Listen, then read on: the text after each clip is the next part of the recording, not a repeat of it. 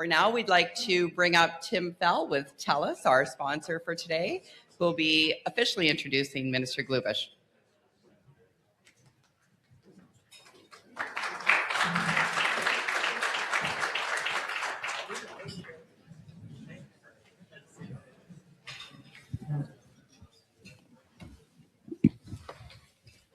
Thank you, Catherine, and what a great panel. That was very insightful views that were shared with us. So good afternoon. It is great to see such a strong turnout of business leaders, innovators, and industry stakeholders who are passionate and optimistic about Alberta's economic future. On behalf of TELUS, I would like to thank the Alberta Enterprise Group for bringing us together today for an important conversation about strengthening Alberta's economic future. At TELUS, we work closely with innovators navigating growth, transformation, and change. Through that work, we see firsthand how clear policy direction and strong collaborative leadership play a critical role in building investor confidence and supporting long-term economic growth. That is why today's discussion is so timely. Alberta is experiencing rapid population growth, increased global competition for capital and talent, and accelerating technological change across energy, agriculture, health, supply chains, and advanced manufacturing. In this environment, government leadership on technology and innovation is essential. The province needs champions who understand that innovation policy is economic policy and who are willing to actively engage with industry partners and advocate for their success. Minister Nate Glubish has stepped up to be the champion Alberta needs. And I noticed that he's also an alumni of the University of Saskatchewan, so I think that's where this all originates, since I'm also from University of Saskatchewan so long ago. As Minister of Technology and Innovation, he has consistently demonstrated a strong commitment to building a competitive, growth-oriented innovation ecosystem in Alberta. From supporting startups and scale-ups to attracting global investment to advancing commercialization, Minister Glubish has been a visible and engaged advocate for Alberta's tech and innovation community.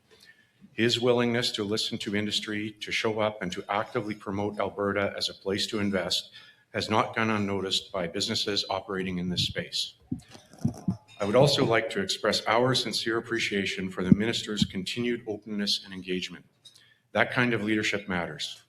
It provides confidence to companies making long-term investment decisions and reinforces the message that Alberta is serious about fostering innovation-led growth.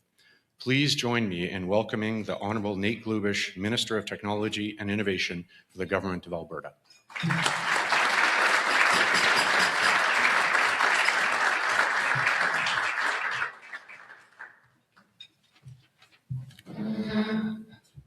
Well, good afternoon, everyone. So glad to be back at the AG to talk a little bit about my favorite topic, technology and innovation, and how that ties to Alberta's economy and to our future as a province. I want to talk about a couple of things here before we get into the fireside chat.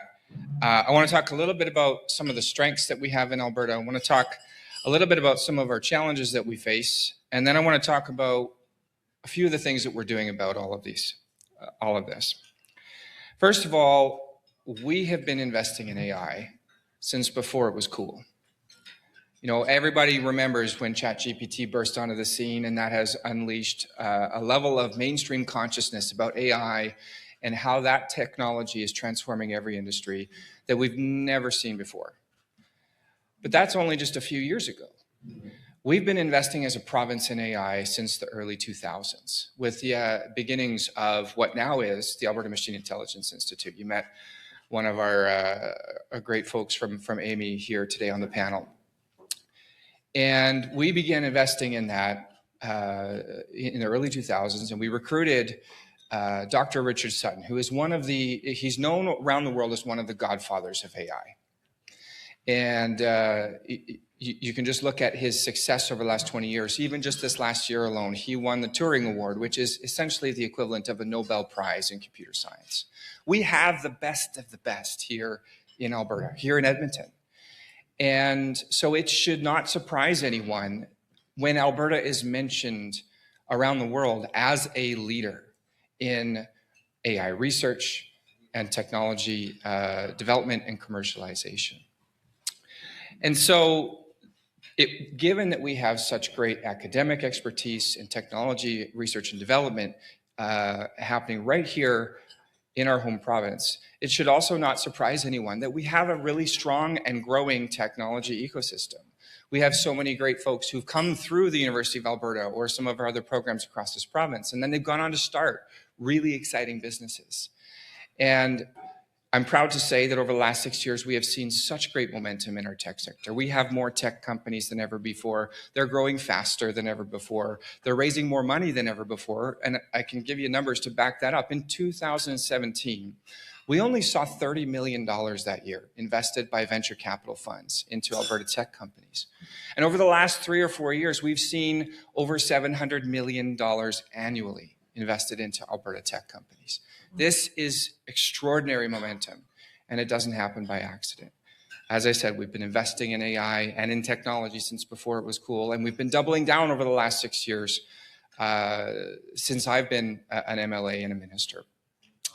And I really look forward to seeing where we can take that momentum. We have so much more opportunity to tackle, so much more work to do. So what are some of the challenges? Well, we have the strengths of great talent, great ideas, great entrepreneurs, great innovators, and great momentum in the investment space for technology companies. But one of the things that we're struggling with, and this is not an Alberta problem, this is a Canada problem. We have all the talent, we have great ideas, but in many cases, we're not commercializing those ideas. We're not turning them into something proprietary. We're not registering patents. We're not defending the intellectual property of our ideas. And as a result, much of that IP gets sucked out into American companies and creates wealth for people outside of Alberta and outside of Canada. And that's a real shame.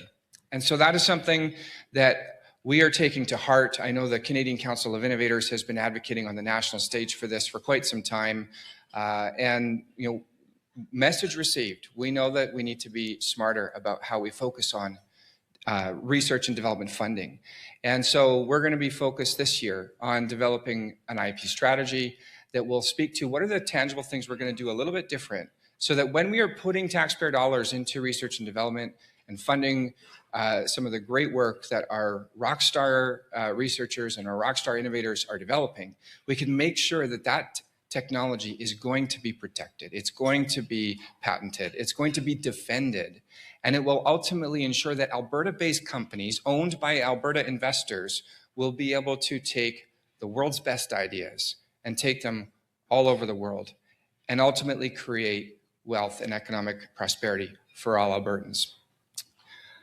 So that ties in a little bit to what are we going to do next? I've kind of hinted that we're working on a bit of an IP strategy. But another thing that we need to do is also to show the value of technology adoption. And, I know we've all heard many of the conversations about Canada's lagging productivity relative to the United States. And I think one of the big reasons for that is we also lag in technological adoption in our governments and in the private sector. And we need to fix that. And so one of the things that I've been focused on is leading by example. As a government, we need to show that we can use new modern technologies like AI. We can do it in a responsible way. And then by doing so, we can augment all of our staff and we can increase our productivity and significantly improve the public services that we deliver to Albertans while saving taxpayers' money.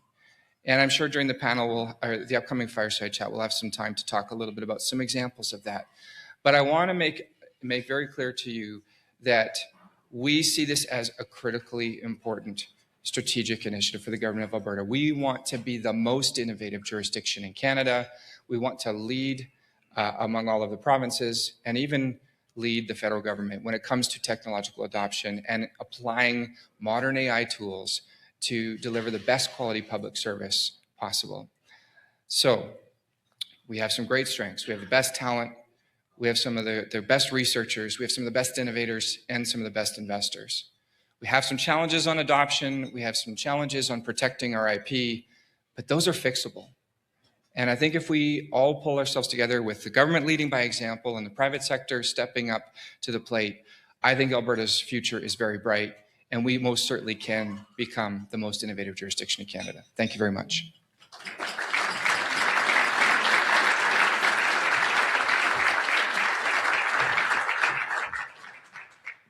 Minister, yeah, that's great. And now our friend and industry partner, Cam Milliken with Genex, to do the fireside chat. This will be fun, everyone. Thanks, Cam.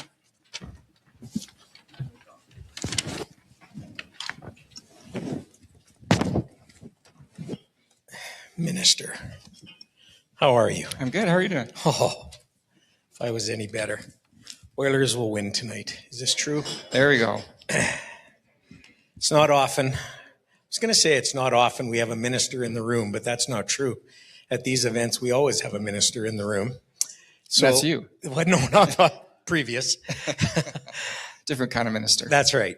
Before we get started on technology, I'm going to just ask a couple of elephant in the room questions, and you can take 10 seconds to answer them, or 30 seconds, or the entire time. I doubt you will. First one is, because you're here from the government, and I'll lump them together. Do you want to give us just a little bit of a recap, because we're all curious on recall and on Alberta independence? Sure. I can't go anywhere these days without those topics coming up.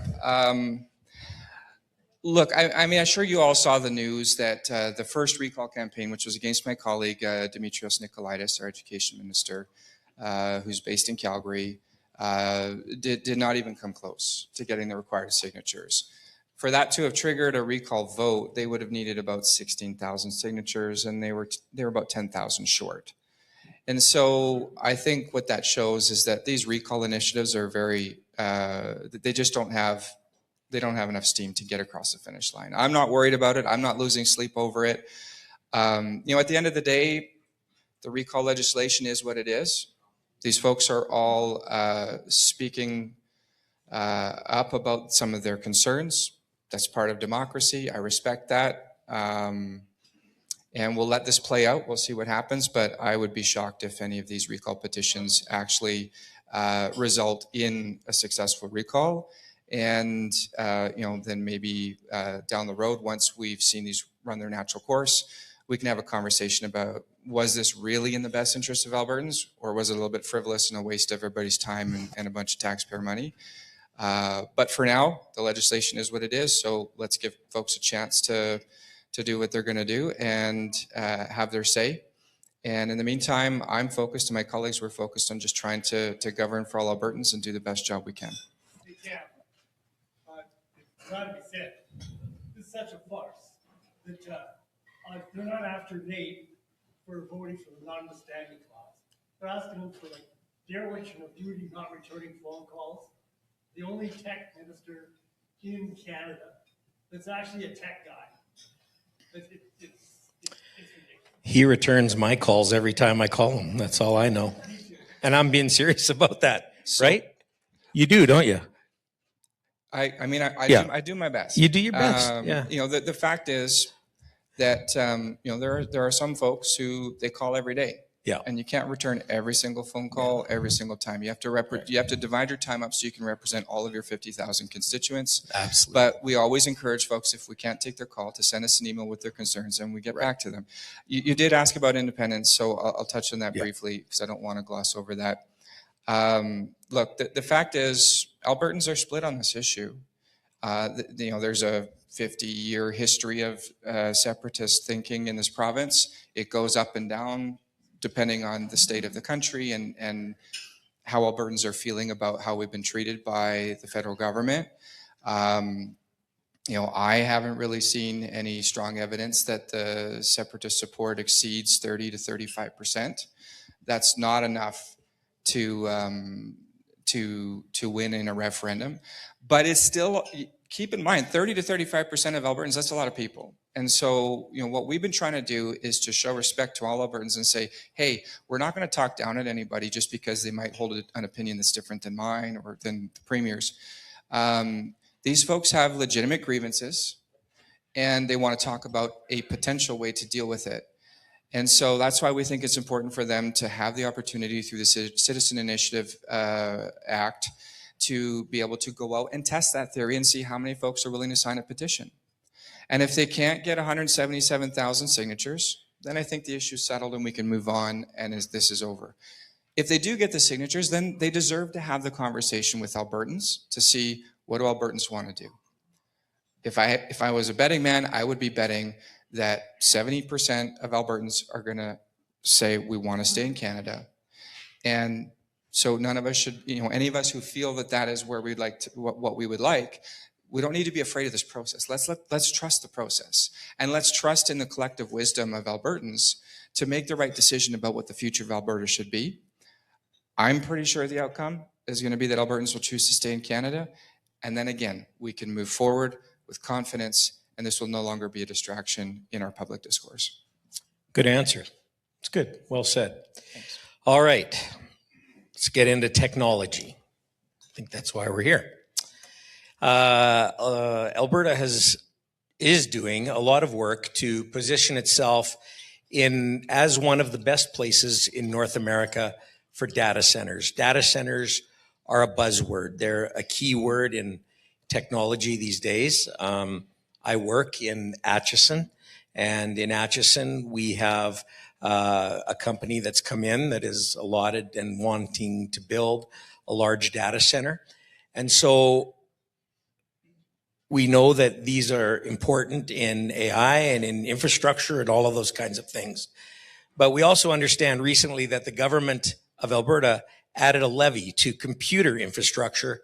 So how does that factor into sort of our competitive advantage of companies who want to come to Alberta to build data centers, but now they're being charged, I believe it's a 2% levy on computer infrastructure. How does that work into the mix? Yeah, well, I'll come to that in just a second, but let me just sort of start by talking a little bit about why have we been talking about and focusing so much time and energy on the data center conversation.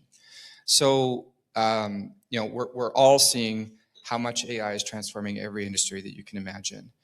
But at the end of the day, how does that actually work? Well, somebody had to build an AI tool or technology or a model, which means they had to train that using enormous amounts of data and enormous amount of computational capacity. That's where the data centers come in. You can't build an AI tool if you don't have the compute. And I sort of liken it to the Industrial Revolution, and when you started seeing electrical power become commonplace, and that whole wave of productivity was driven by the development of electrical generation. And so if you had a power plant nearby, then that created a whole wave of innovation and economic development and industrial development, because everything that came next depended on the electricity. And those jurisdictions that could develop electricity generation were winners in terms of economic prosperity and opportunity.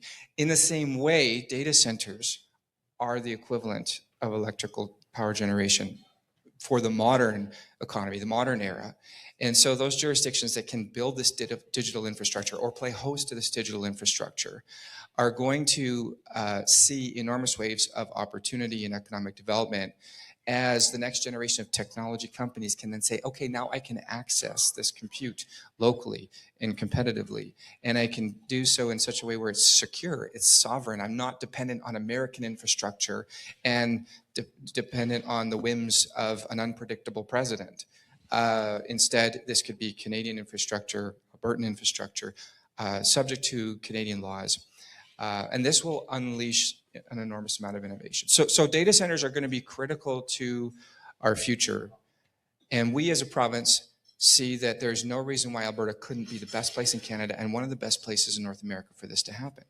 Because these data centers, what is their biggest obstacle? Access to electricity. And so what are we really good at as a province? We're really good at anything to do with natural gas, anything to do with power generation, anything to do with energy. We can do it fast, we can do it at scale. We've got a track record. That's one of the reasons why we were so good at developing the oil sands.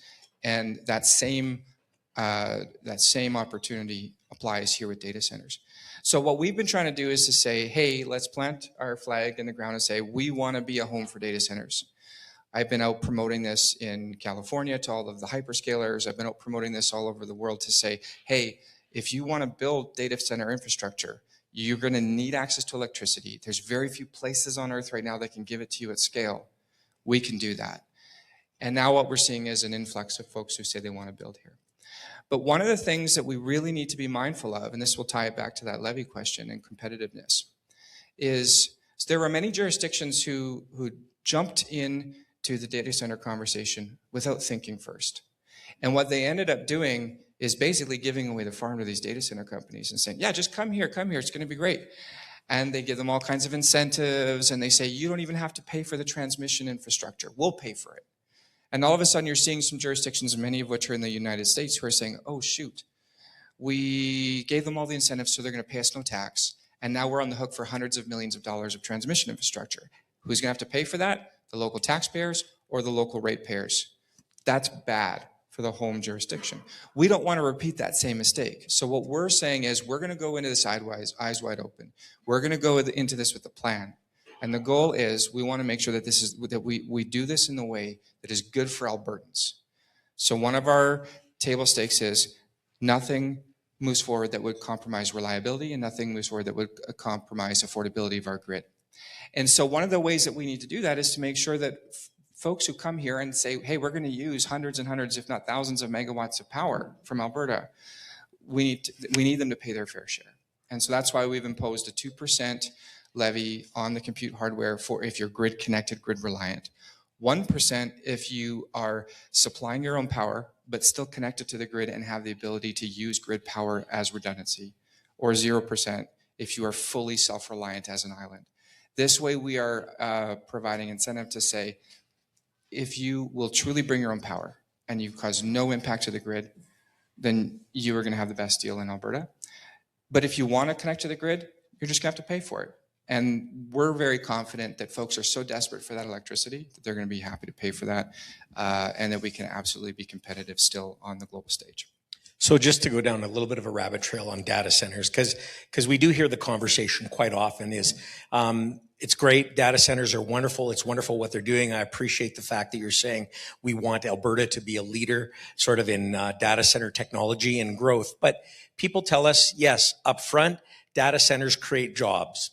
Enormous amount of jobs, building the data centers, the growth infrastructure, the power infrastructure, all of those kinds of things. But once it's up, once it's running, once it's operative, that level of job providence goes way down. And so, yes, at first, it's doing a great thing on the job market, but as time goes on, it's scaling back considerably. And then, do you want to just talk to that? Because I think that's a fair... So it's very fair to say that, like a $1 billion data center project, once it's up and running, is going to have fewer jobs operating it than, say, a $1 billion petrochemical plant. That's just a fact. But the difference in terms of the opportunity is that the data center solves more than one problem. The data center provides compute so that our local innovators can develop new technologies, and you can hopefully see many multi-billion-dollar technology companies birthed here in Alberta because they finally would have access to sovereign compute infrastructure. This ties into the IP conversation, because if you're an Alberta company and you are dependent on American compute infrastructure, your IP is not secure. Your data is not secure. Anything that you put into that model that is being trained on American infrastructure is subject to the American government basically co-opting your data, co-opting your IP. So we can't end up with globally competitive tech companies that are building new AI tools and technologies if we don't have sovereign compute in Canada. We can't have sovereign compute in Canada if you don't have it in Alberta, because there's not enough electrical power generation capacity in any other province to be able to do this at scale. So it's not just about the jobs inside the data center, although those are nice. It's also about solving for the sovereign compute problem so that governments in Canada can use AI in a safe, secure, and sovereign way, and Alberta-based and Canadian-based innovators and tech companies can use sovereign, secure compute here. And that will create a second wave of innovation that I believe will essentially set in motion the modern-day equivalent of the Industrial Revolution. Group participation. How many people in the room have ever been hacked? Raise it high. Okay, just thought I'd throw that out there. I don't know why I asked that. I just thought I'd throw that out there. Have you been hacked? I've been hacked. Anyways, all right. I'm I just mean, do you want me to start talking about Cyber Alberta? And the Well, work no, we I do was to just try I was just asking the question. We're talking about data centers, and I just want to know. I'm tired of being hacked. Anyway, let's move on. Alberta invests significantly in innovation. You mentioned that, and I appreciate that. But oftentimes, our productivity growth still lags, sometimes in leading jurisdictions. Where do you see sort of the biggest bottlenecks between the innovation itself and the adoption in Alberta's economy? And what kind of specific levers do you use in your ministry to remove those bottlenecks and to allow sort of a free flow of the growth of innovation within the province? Yeah, well, you're speaking to a broader nationwide problem, which is that in Canada, our productivity lags the United States significantly, and our technological adoption rates lag the United States significantly. And that's a problem that we need to take seriously as a province and as a country. And so one of the things that we're focused on as a province is just to say, let's lead by example. Let's show Albertans and Alberta businesses how powerful technology can be when it's done right. You look at the Alberta government, we're roughly a $70 billion organization. There are absolutely opportunities for us to use more modern tools and technologies to deliver a better service to the general public, and to do so in a more efficient way so that we can eliminate bottlenecks, we can reduce costs and improve outcomes. And if we're successful in that, then we can go and tell that story and say, hey, look at what we've accomplished. And if we can do it, you can do it too. And we can show you how. So that's been a big focus for me, is to say, how can we especially apply more AI into what we're doing? I'll give you one example of a story that had a really meaningful impact. So as a Minister of Tech and Innovation, it's my job to support every ministry in government. When they want a modern technological solution, they come to us and they say, here's the problem, here's what we want to do, can you help us?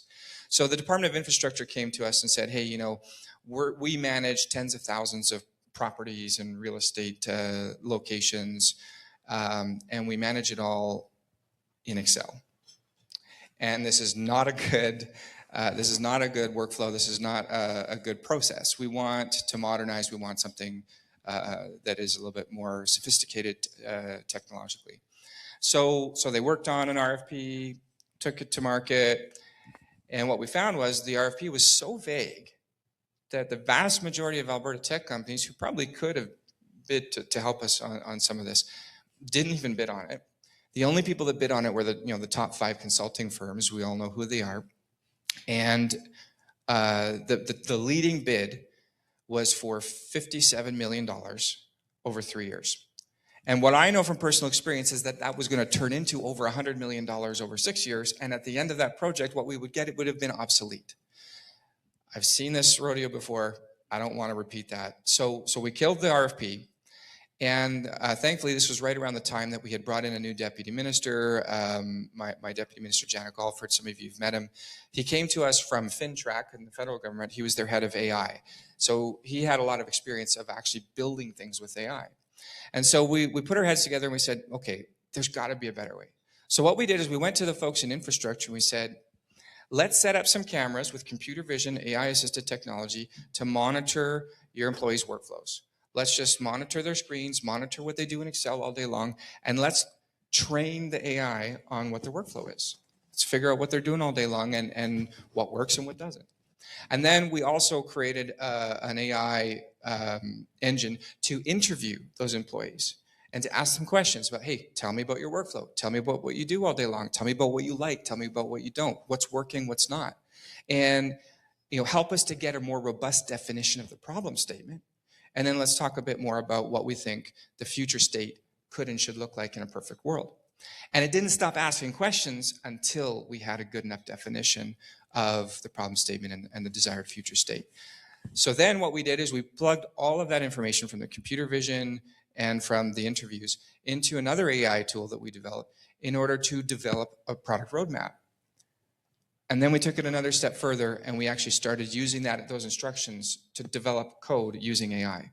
And we got about 80% of the way with AI, and now what we're doing is we're working the final 20% with our own software engineers. And the end result is We will have this finished inside of 18 months with monthly upgrades for infrastructure so that every month they're getting a productivity improvement. They're not having to wait 18 months, they're not having to wait 3 years, not having to wait 6 years. And the total cost is $5 million. So less than a tenth of what it would have cost the traditional way. Now, the other important fact is that the $57 million project was not funded by Treasury Board. We didn't have the money for it. We knew it was a problem. We knew we needed to solve it, but it was on the list of we'll get to that someday. But it's an important problem we had to solve. By using AI, we were able to solve that problem and fund it internally, half from my budget, half from infrastructure's budget. We're able to get that done right now without needing new money. And there are dozens of examples just like this all across the provincial government that we are going to be able to tackle. So AI is going to help us to do more, to do it faster, to do it cheaper, and to do it better. So that's one way, is leading by example. And by telling stories like that, my hope is that folks from every industry will say, well, holy crap, if the government of Alberta can do that, surely we can do something exciting too. The second thing that we're doing is promoting and celebrating Alberta's success stories. If any of you follow my LinkedIn, you see that I try to have a very positive celebratory theme in my content, and I'm just looking for the best Alberta stories to share. Because I think if we do a better job of telling the stories of Alberta's bright innovators, that more and more companies are going to say, oh, I didn't even know they were here and they're Albertan. I guess maybe I should check them out and maybe use what they've got to offer. So those are two examples of things that we're doing to try and help adopt, to drive more adoption across Alberta. So I want to come back to that, but I just have a question. In terms of Alberta economy, we all know that Alberta economy, its strength is energy, for sure. That's even with all that's going on. Where do you put technology these days in current time? Where do you put technology, or where would you like to see technology in terms of Alberta's economy? Well, I would say technology touches every aspect of Alberta's economy. I mean, one of my favorite lines that I say all the time is technology is not just an industry, it's the future of every industry. And so I think every industry in Alberta, if it wants to remain competitive on the global stage, it's going to need to add a technological component to it. Everybody's going to need to be proficient in AI. Everybody's going to need to have a plan on how are they going to adopt AI to augment their staff, to help make them more productive. I think I remember Daniel was saying in the panel earlier that it's not just like that, oh, this is going to come and take away people's jobs. It's just going to mean that, you know, people who used to have to work 80 hours a week to try and make ends meet could maybe work 40 hours a week and get the same amount done. And wouldn't that be good for society and for the economy? So I think for me, I think Alberta's tech sector has become a significant cornerstone to Alberta's economy. Certainly energy is bigger, agriculture is bigger, but at the end of the day, technology is going to become something so deeply embedded in every aspect of our economy that it will become a critical foundational component of our economy for the next 10 years. Right. So that being said, many Alberta technology firms succeed. It's incredible what they're doing. You tell those stories. We hear stories today. But often when they succeed or begin to succeed at a rapid rate, they look to sell early to foreign buyers. And rather than continuing to scale here, we lose them to bigger players, bigger fish, whatever, however you want to put it. How do we prevent that? How do we stop that, keeping them here, keeping them development here? I appreciate the fact that the Alberta government is contributing more dollars towards technology, considerable more dollars. But still, how do we keep that technology right here in Alberta? Yeah, no, it's an important question because it kind of ties to the IP comments I made earlier, is that if we're not commercializing our IP here, turning it into businesses here, scaling those businesses here, then ultimately the wealth created by that technology is not going to accrue to the benefit of Albertans and to Canadians. And so we need to be mindful of that. And these types of questions really have significant repercussions for our economy and for the province as a whole. So, you know, one of the things that I think has helped a lot for us over the last 6 years is the work we've done with Alberta Enterprise Corporation, which is our venture capital fund of funds. So we as a government put money into that fund, and then they go and partner with the best venture capital investment funds And part of their deal is to say, if we invest in you, you need to have feet on the street here in Alberta looking at Alberta deals. And what we found through that is for every dollar that we put into AEC, they are able to secure $5 of private investment into Alberta tech companies. So we get a massive multiplier effect. And I believe strongly that that work is what has led to a significant uptick in investment into Alberta tech companies. And so that's allowed us to say, 20 years ago, maybe we'd have companies that would, they would spin out of the university, they would grow to maybe $5 million, and then they'd sell. This has allowed those companies to say, we don't need to sell at $5 million. We can attract investment from these funds so that we can grow without leaving. And now all of a sudden they're going to 10 million, to 50 million, to 100 million, and in many cases to $1 billion market cap, which is great. That's progress.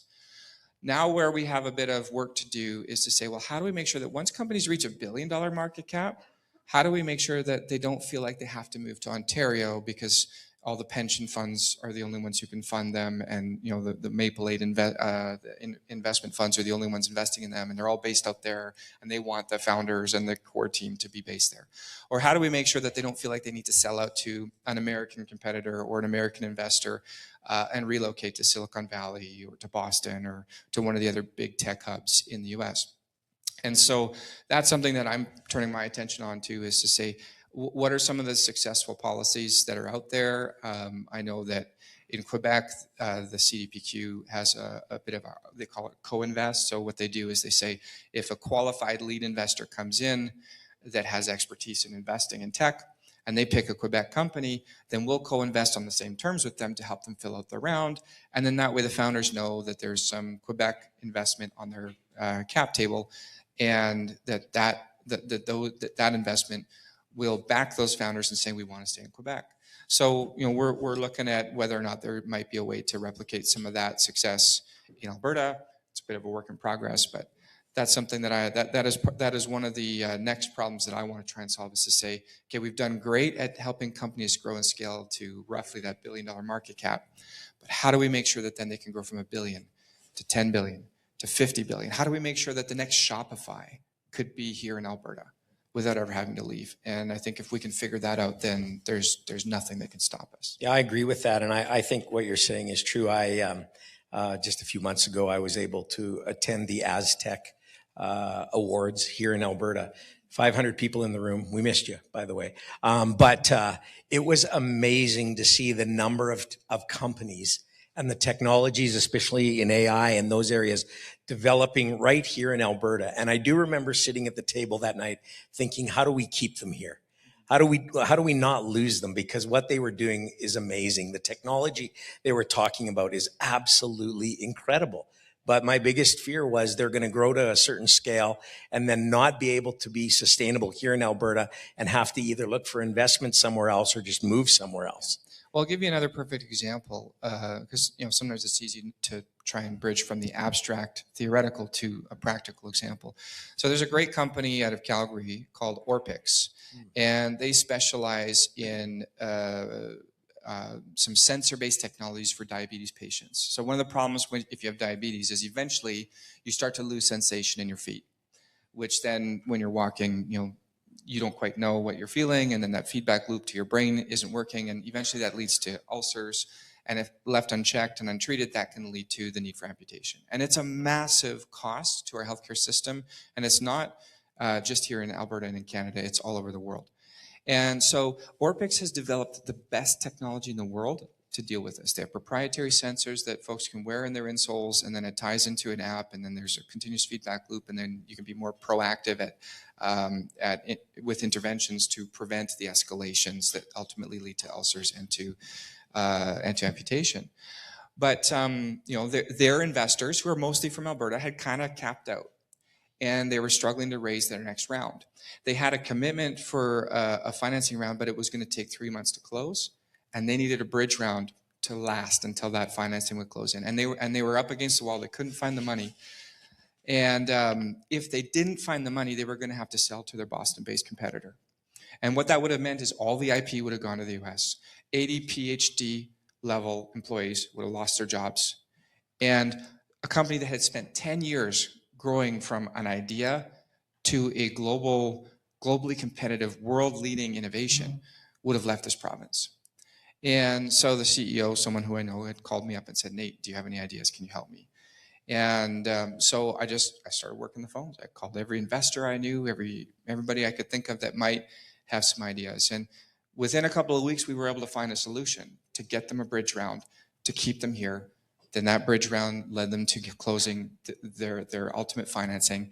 And now they're rocking and rolling. They're still here based in Alberta. They didn't have to sell to the Boston-based competitor. And now they're going to kick that competitor's butt in commercializing this. And I believe that that's a company that has the potential to be a multi-billion-dollar company. So, of course, we can talk about access to capital and all these other things and what's the government's role in terms of policy and potentially in terms of providing resources.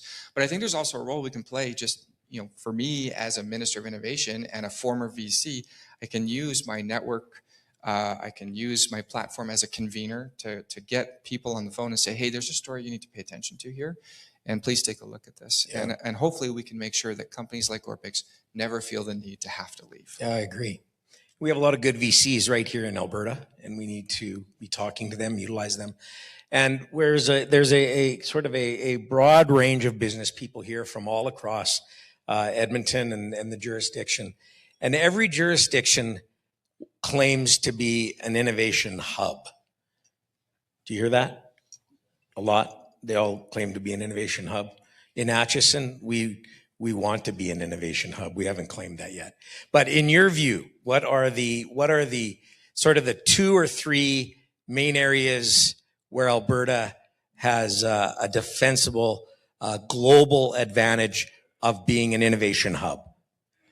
That's a great question. I think, undeniably in AI, and then specifically machine learning and reinforcement learning, which ultimately comes from the work that Dr. Richard Sutton led at AMI, and then the team of researchers that have formed around him and joined him and partnered with him, and then ultimately that's created this critical mass of talent. People come from all over the world to Edmonton to be close to the talent we have here. Folks choose to study here. Their number one choice is coming to Alberta. Their safety schools are Stanford and MIT. That's got to say something when you're talking about AI, machine learning, reinforcement learning. We are indisputably one of the top in the world. And another area would be in quantum technology. We've got some world-class researchers at both the U of A and the U of C that are doing some amazing things. And we've also got some great companies, like even an Edmonton-based company called 0 Point Cryogenics, which is doing some really amazing hardware and cooling technology for quantum systems. They're doing some work with the Department of Defense for the federal government. And these are made in Alberta stories that are super exciting and super successful. So we can absolutely compete on the world stage when it comes to quantum. And then I think the third one would be life sciences. We've got some really outstanding researchers and technology companies that have come out of our universities and that are focusing on medical technologies, whether it be new drugs and new therapeutics, whether it be diagnostics. You've got companies like Drug Bank, which has developed some really exciting technology that are being used by companies all over the world to help with drug discovery and better understanding the interactions between different drugs and chemical compounds. You've got companies like Circle Cardiovascular Imaging out of Calgary that revolutionized diagnostic imaging with MRI scanners for cardiac applications. Their technology is being used in over 1,500 hospitals in 45 countries around the world. And you've got a Nobel Prize-winning researcher in Sir Dr. Michael Houghton, who's doing work here at the Li Ka-shing Institute for Medical Innovation. He's the researcher who discovered Hep C. His work has saved millions of lives around the world. It's right here. So we've got outstanding talent in those 3 disciplines, all of which, interestingly enough, not only do they have traditional civilian applications, but they have the ability for dual use and military applications. So I think there's an enormous opportunity for Alberta as the federal government starts to say we need to elevate our defense spending to make sure that Canada is paying its fair share into NATO and to our shared defense with our allied countries. I think that's going to lead to significant investment into R&D, but also into procuring made in Canada, made in Alberta technologies, and we're very well positioned to take advantage of that. Last question. I'll read this one because it's a good question. Some of Alberta's most promising innovations, we've talked about it today, AI, health tech, energy systems, and advanced manufacturing intersect heavily with regulation. Where do you see regulatory modernization as essential to innovation? And how is the province testing new approaches without compromising public trust or safety? And then just quickly to follow that up, who would you model our regulatory system after? I know you've spent time in Dubai and Singapore and some very emerging technological nations. Who would you model our regulatory system after? Yeah, no, it's a great question. I think we always need to be looking for the right balance between, a regulatory environment that is, protecting the interests and priorities of Albertans, while still making sure that we can encourage and facilitate exciting new innovations to be birthed here, born here, and to commercialize them here. If you get too heavy on the regulatory side, then you're going to kill innovation. If you are too much Wild West, then you can have some unintended consequences. So what we're trying to do is make sure that we are very much focused on, ensuring that Alberta can have a strong innovation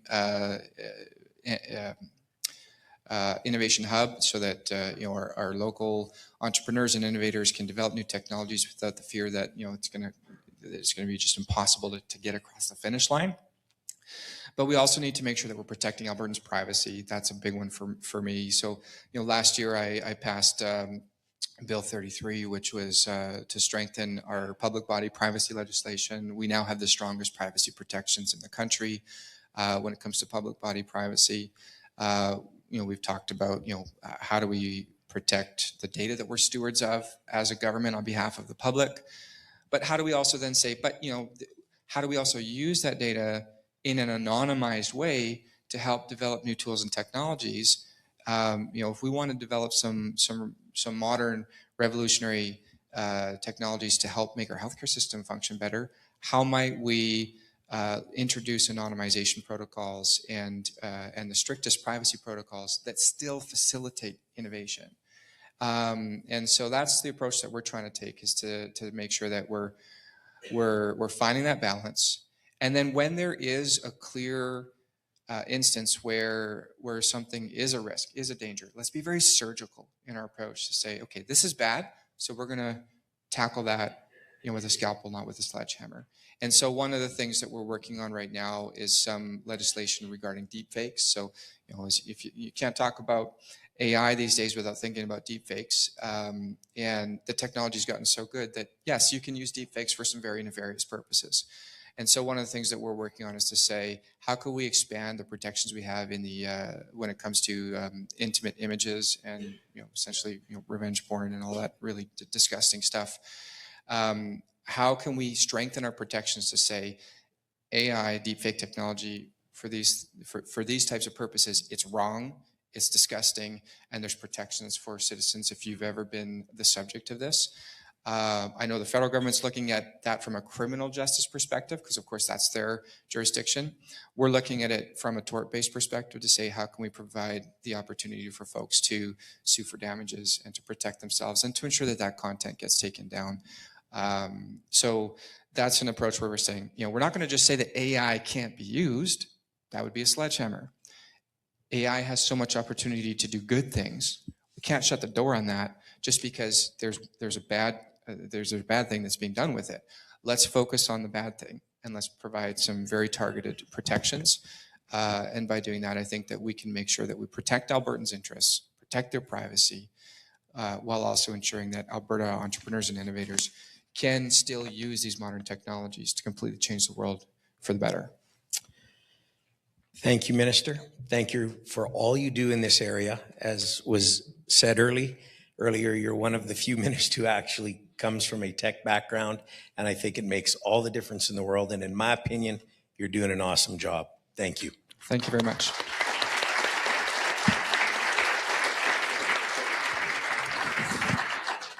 Thank you, gentlemen. Well done. We'll invite Don Lucas with Encore Trucking to do the official thank you. Come on, Don.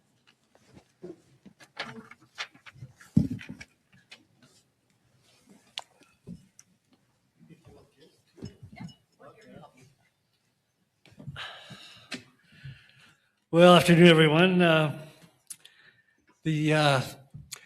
It's something to hear from the top and from all the brains that AI can do more than answer your phone. To listen to the pervasiveness of it, how far it stretches. I thought I worked for everyone. I don't even come close.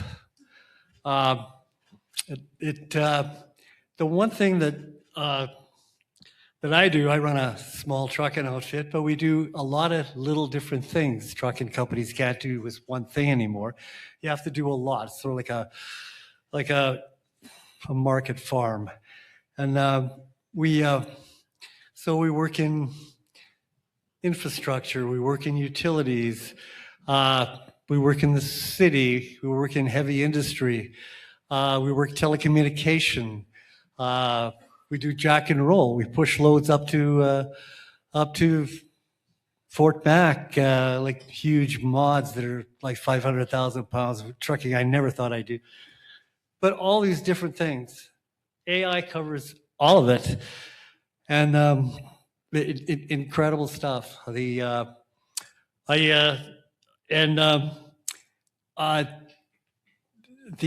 people that have been here today, let's talk to some of the sponsors, Tim Fell and Sangrita Lally, from TELUS, Wes Wall, conspicuous by his absence somewhere, but and he's from Genix.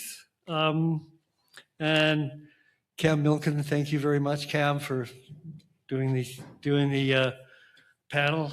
You always do a great job on that. And then the people in the panel, all very different sections of the AI, and you need it. I mean, when I look at the different things that I think AI can do, and I know that AI is going to use my little company as a sort of a guinea pig. There was an idea I suggested because I didn't know anything about it. I thought, well, I'm perfect for doing this because if I can do it, anybody can. And one day, Zach phones me and says that they are going to try and use my company to as a small company that would never invest in AI. I don't have the money. I don't have $1 billion or 100,000 to carry to do this stuff. But I told him, I said, why don't we use it? And I do all this other stuff, and I have all these different sections. You know, we have sales, we have dispatch, we have marketing, we have HR, we have incredible safety protocols.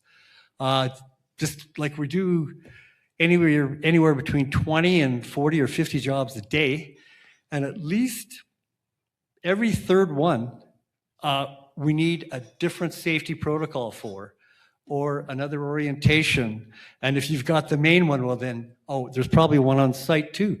So we have to keep track of all our guys and all these other companies and what we have to do. And so there's all these different parts. And if I realized that all those little different things I do, the AI has to be different for all those things. And then I thought, well, yeah, but some of the problems in there we don't know about. But then we're listening to our tech minister tell us that they put a tech situation into into a company and just observed, and they let it figure it out. I always thought you had to say to AI, this is my problem, fix it. Well, it sounds like you let the AI observe and watch, and then you let it build its own data, and it can fix the problem, or with your input, of course. And that's incredible. That's really incredible. Isn't that exactly what we're looking for? And Nate, I'd like to thank you for coming out. That was an incredible deep dive. The stuff that's going on in Alberta is really something. The investment thing is like far beyond me, but let's not forget that one of the people that is driving that thing in his own way is Mr. Zach Storm with TNT and Edmonton Innovate, because he's organized hundreds of small startups. Most of them you'll never hear of because they just fall by the wayside.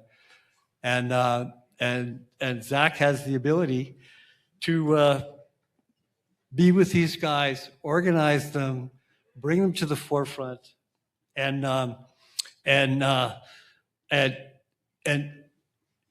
do it in a fun way. And if you've ever been to one of those meetings with Zach, they don't call him the Zach attack for nothing. But thank you very much for coming, Zach. You guys are incredible. And Nate, we're very lucky to have Nate here because, as I said, he's the only tech minister that's actually a tech guy. So we're really lucky to have him. And that's it.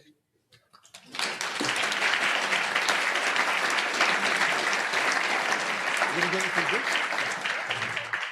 Thank you.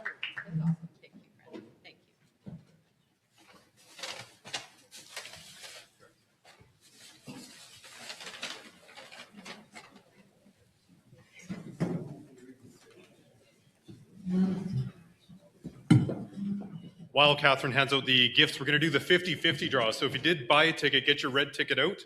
So this is for Hope Mission. So for every $2.70, it provides a meal for homeless people in Edmonton. So I'm going to have Rebecca draw, and we're giving away 34 meals to Hope Mission today, and the winner is going to receive $90 as well. So thank you for those of you that purchased a ticket.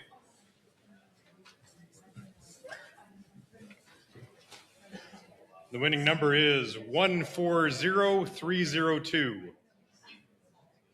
Okay, one guest that left early left their ticket with us. What's the name? Lone won the 50-50, so we'll have to give him a shout.